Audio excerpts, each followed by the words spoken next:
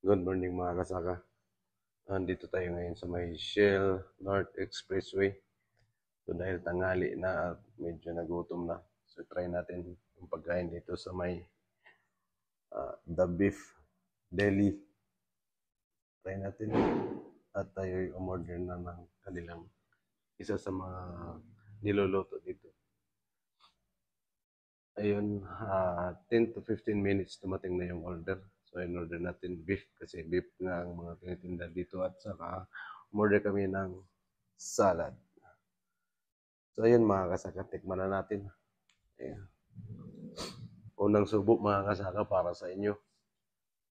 So, kasama na yung beef at saka sauce, isama mo sa kanin at isubo na natin. Ayan mga kasaka.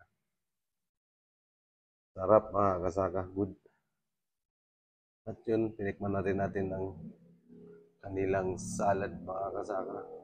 So, mikos-mikos muna natin yan para yung sauce ng salad mahalo sa gulay.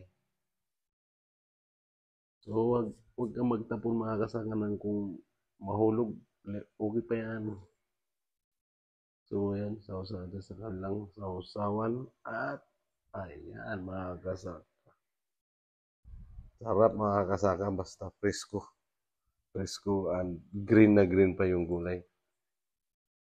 So yun mga kasaka, siyempre hindi tayo magsayang ng mga pagkain, ubusin natin yan. At ayan, empty na yung ating mga plate.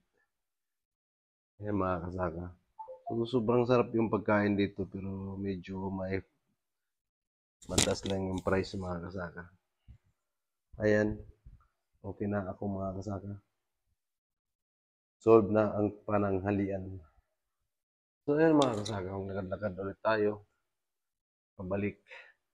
Para sumakay ulit sa ating sasakyan, tara na bumiyahe muli. So maraming salamat and yan dito na lang. Please don't forget to subscribe my YouTube channel Musaka TV and please follow. Paki-follow naman ang aking Facebook account at sa Facebook page. Bye-bye. Take care everyone.